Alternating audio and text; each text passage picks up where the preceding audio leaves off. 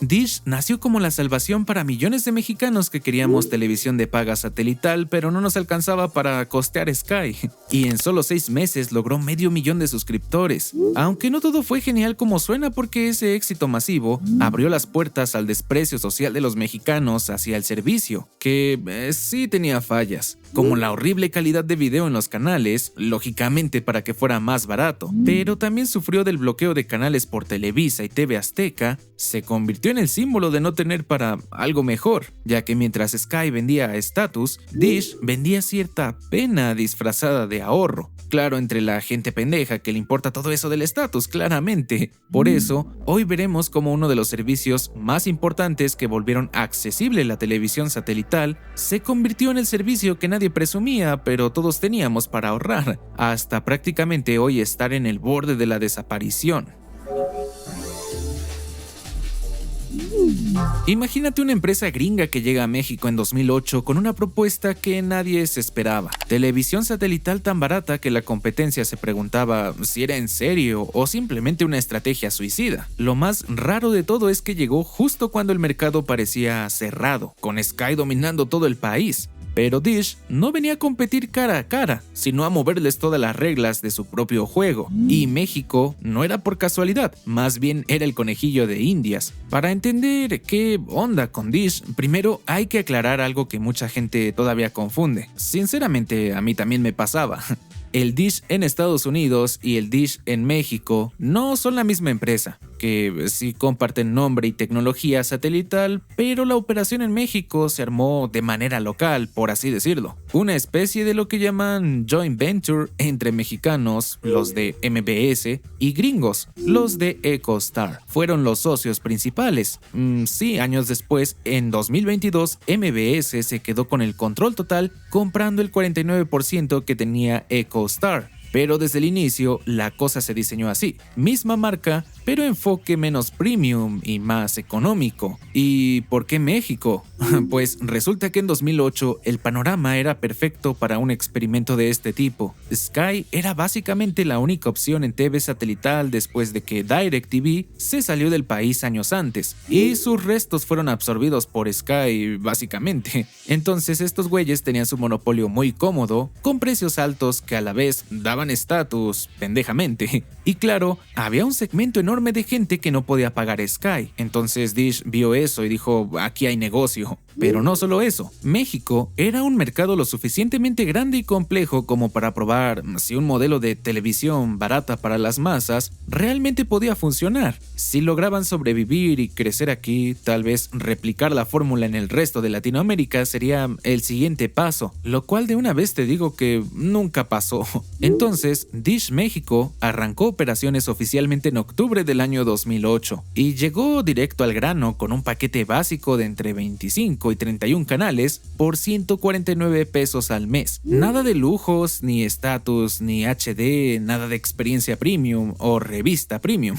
Era lo justo para ver TV de paga, de hecho lo más parecido al cable de toda la vida. Al igual que Sky, no era prepago, se vendía como un servicio con mensualidad y factura, y casi desde el inicio, Dish firmó un acuerdo con Telmex para que la empresa cobrara el servicio a través del recibo telefónico. Eso significaba algo muy inteligente porque era un alcance inmediato a millones de hogares que ya pagaban teléfono, sin necesidad de montar toda una infraestructura de cobranza desde cero. Además, los puntos de venta de Telmex también distribuían Dish. Ahora bien, la pregunta que algunos se hacían era, ¿cómo carajos puede ser rentable cobrando 149 pesos cuando Sky estaba en 300 o hasta 700? Bueno, lo que no entendían es que mientras los de Sky se enfocaban en vender estatus con paquetes enormes y una experiencia de lujo, Dish ahora sí que vendía, pues, eficiencia. Gente que quería tele de paga pero no podía acceder al cable o no quería pagar 500 pesos al mes con Sky, por primera vez tenían la opción de elegir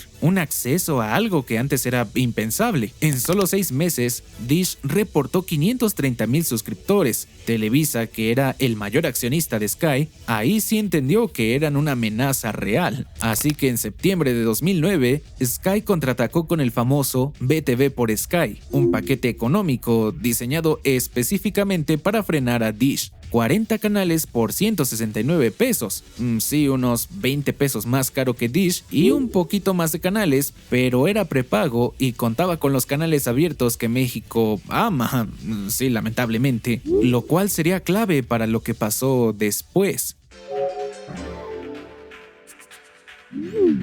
Aquí es donde la guerra se pone intensa, porque resulta que Dish no tenía los canales de Televisa ni de TV Azteca. Antes de la reforma constitucional de 2014, las televisoras podían elegir a quién le daban licencia para retransmitir sus señales abiertas. Y adivina a quién se las negaban. No era una competencia normal, sino un bloqueo estratégico. Televisa controlaba el contenido más visto del país y lo usaba como arma. Si querías competir contra Sky sin tener lo que la mayoría de México veía, básicamente estabas en desventaja desde el inicio. Por otro lado, a TV Azteca le convenía jugar en el equipo de Televisa por pura estrategia de supervivencia. Veámoslo así, en ese entonces ambas televisoras eran como un matrimonio por conveniencia. Aunque competían por el rating, se cuidaban las espaldas frente a intrusos. Cuando llega Dish a México y se hace muy unido a Telmex, las televisoras vieron la sombra de Carlos Slim y entraron en pánico. Sabían que si el hombre más rico de México lograba meterse de lleno a la televisión usando su infraestructura, significaba peligro. El argumento oficial era exigir que les pagaran por sus canales, pero la realidad era esa guerra de poder. Además, como en ese momento TV Azteca y Televisa eran socios en Iusacell, su objetivo real era cerrarle el paso a Carlos Slim en cualquier mercado que no fuera el de los teléfonos. Vaya, qué cosas tan curiosas se entera uno como 15 años después cuando ya no le importan a nadie. Pero bueno, Dish creció con esa desventaja enorme y aún así seguía sumando usuarios, porque a una parte gigante de personas no les importaba perder los canales que eran abiertos. Digo, podías conectarle una antena a tu tele y ya está. Eso sí, estudios de la época mostraban que el 65% de los clientes que llegaban a servicios baratos como Dish o BTV eran primerizos, gente que no estaba dejando a Sky para irse a Dish, pero igual sí le dolió a Televisa porque ahora tenían competencia. Bueno, ¿y dónde está la calidad? Aquí las cosas se complican, porque Dish tenía problemas importantes. La televisión satelital, en general, toda es vulnerable a la lluvia. Cuando hay tormenta fuerte, la señal se traba como un DVD rayado o se va completamente. Pero lo peor era que muchos de los primeros decodificadores de Dish solo tenían salida de video RF, ese cable de antena que tenías que enroscar y poner a la tele en el canal 3 o 4. Lo horrible es que de esta manera se combinaban audio y video en una sola señal, y al llegar a la tele, esta tenía que separarlas de nuevo, lo que introducía el ruido característico analógico y pérdida de nitidez. En comparación con BTV, ahí sí se solía entregar decodificadores con salidas RCA, ya sabes, los cables amarillo, blanco y rojo, logrando una imagen mucho más limpia y estable. Otro problema era la compresión agresiva de la señal. En esos años, muchos canales en definición estándar de Dish iban en códec MPEG-2, como el video de un DVD, pero con muy pocos datos. Según mediciones de usuarios así bien nerds,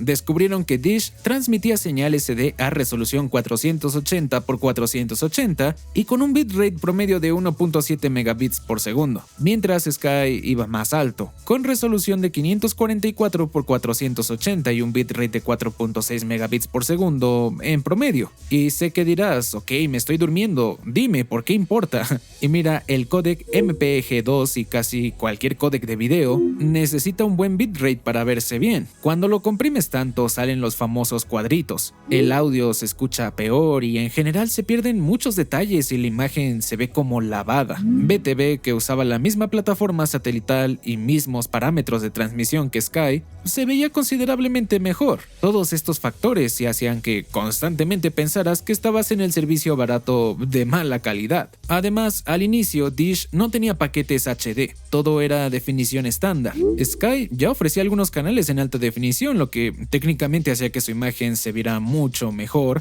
Si tenías una tele HD, claro. Fue hasta mediados de la década de 2010 cuando empezaron a aparecer los primeros paquetes con canales HD en Dish, y fue una evolución muy lenta, ya sabes cómo era. Primero unos cuantos, así hasta llegar a más, aunque el aumento de precio ese sí era considerable. Y mira, esa percepción de Dish es basura no nació solo de los usuarios, fue amplificada también por Televisa, que tenía todo el interés del mundo en que Dish fracasara. Se veía claramente cómo se burlaban cuando promocionaban sus servicios de Sky o incluso de BTV, que de por sí los hijos de perra ya te lo vendían como una parodia para pobres. Al menos algo positivo en esta historia llegó en 2014. Con la reforma en telecomunicaciones apareció algo llamado Must Carry, Must Offer, que en resumen, si transmites televisión de paga en México, tienes que retransmitir los canales abiertos sí o sí, y sin ningún costo extra. Ahora sí que se la pelaron tanto Televisa como TV Azteca, y todos sus canales basura, que durante años le negaron a Dish, de pronto los tuvo todos. Lo mejor es que mientras esto pasaba, Dish seguía creciendo. Para 2016 llegó a tener más de 4 millones de suscriptores y una participación del 22% del mercado de televisión de paga satelital en México.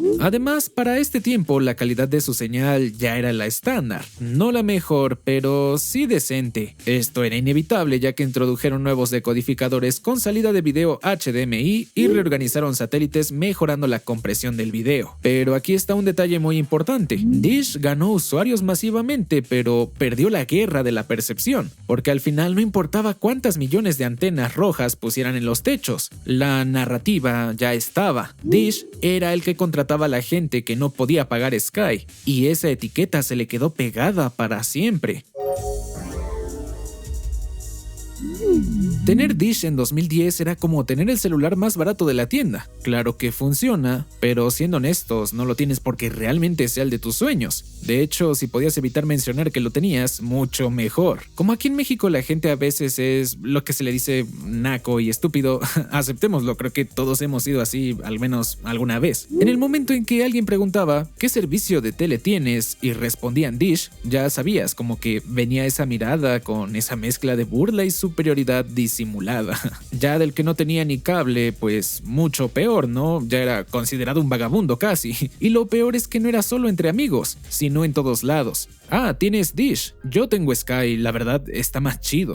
Y empezaban las justificaciones. Es que Dish está bien barato y trae lo único que veo. Yo soy inteligente y tú eres un pendejo. Es que acabamos de cambiarnos de casa. Es que mi papá lo contrató. Es que es lo único que llega aquí. Como si necesitaras explicar por qué no estabas pagando el doble para ver los mismos programas. Como si tener Sky fuera una medalla al mérito, pero ya sabes. Es cierto que daba estatus entre la gente tonta. Porque en México la tele siempre fue más que entretenimiento. Básicamente ha sido cultura, identidad y sí también un indicador de a qué clase pertenecías. Y es que es chistoso porque te pregunto, ¿cuándo fue la última vez que escuchaste a alguien presumir su servicio de televisión satelital? De hecho, ¿cuándo fue la última vez que alguien habló de su paquete de canales como si fuera algo relevante? Quizá entre 2011 y todavía 2015. Porque de ahí en adelante estábamos peleando, pero por los costos del aumento del Netflix, que al menos a México llegó en 2011. Esta transición es de las cosas más curiosas porque al inicio solo era una cosa de películas por internet. No tiene el Canal 5 ni mis novelas de Televisa. Eso de ver series como que no me gusta. Pero para 2015 el panorama ya era muy diferente. De pronto todos teníamos una cuenta de Netflix compartida. Y luego ya ni hablar de lo que pasó después.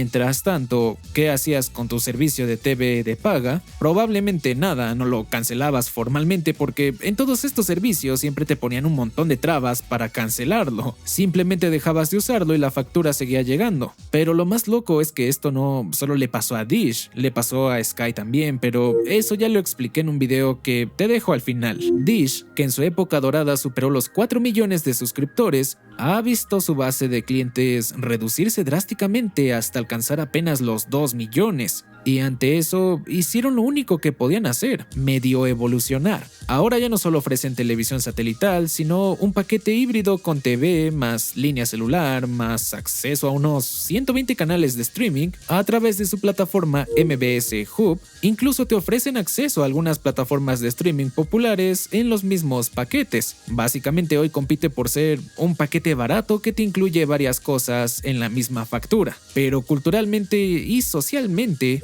Dish, al igual que Sky, dejaron de importar y eso casi es dejar de existir. Lo irónico es que Dish pasó 6 años tratando de convertirse en una televisión completa y decente Pero justo cuando lo logró, la gente dejó de querer la televisión. Hoy todavía hay muchas antenas rojas que siguen en el techo, oxidadas y olvidadas ya que nadie las quita porque da flojera subirse. Y eso al final es más triste que cualquier burla o menosprecio, porque Dish no está muriendo por ser malo. Únicamente, muere porque el mundo cambió y probablemente muy pronto va a desaparecer. Muchas gracias por llegar hasta acá, espero te hayas entretenido y aprendieras algo. Pero no te vayas todavía, te recomiendo este video para seguir más o menos con la historia. Así que nos vemos allá.